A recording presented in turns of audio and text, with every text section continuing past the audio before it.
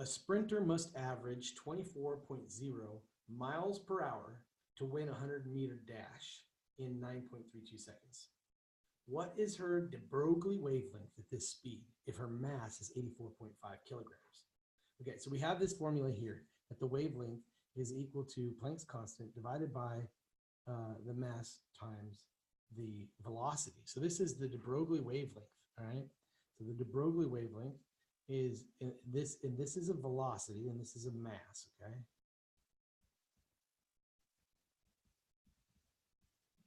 Okay, so we can just solve for this wavelength and plug in Planck's constant, which is 6.626 times 10 to the negative 34 joules seconds. All right, and we'll divide that by the mass, which is 84.5 kilograms. It should be a small k, kilograms. We multiply those kilograms by a velocity here, we have 24.0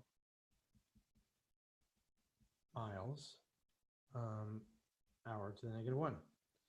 Okay, before I can do my calculations, I really should look at my units. And what I see here is I've got seconds, and then I have hours. Well, that's not good. Then I have joules, and I have miles, and I have kilograms. So I'm a little confused. I know for sure that none of these units are going to cancel out. So I'm going to have to do some conversions here.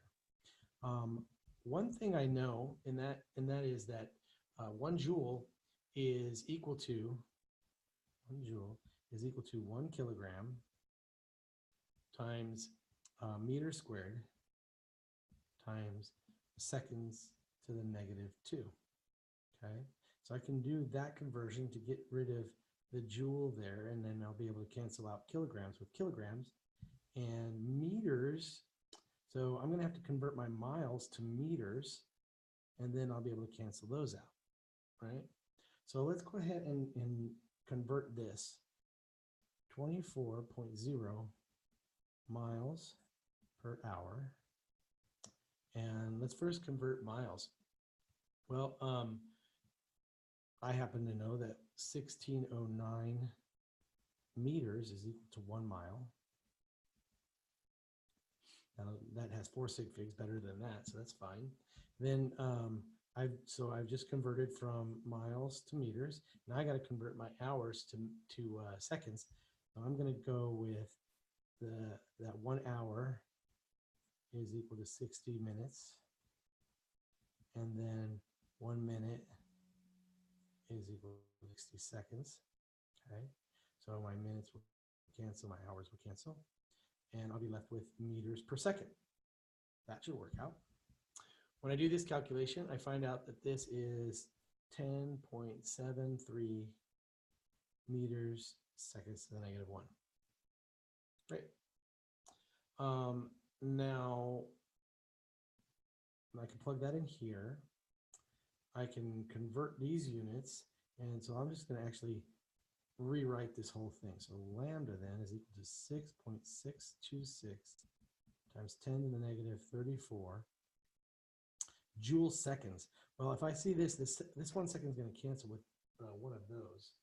So I'm going to get a kilogram meters squared and seconds to the negative 1 instead of seconds to the negative 2, right?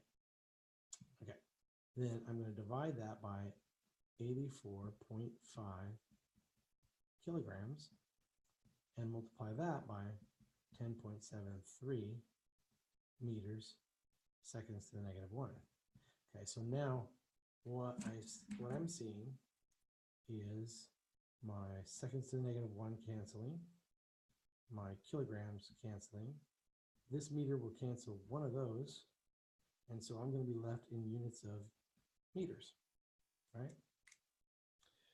The answer to this, if you plug it in your calculator, you get 7.29 10 to the negative 37 meters. So the wavelength of this runner is very, very, very small. It is an extremely small wavelength. So small it makes Planck's constant actually look large. and that's something to do.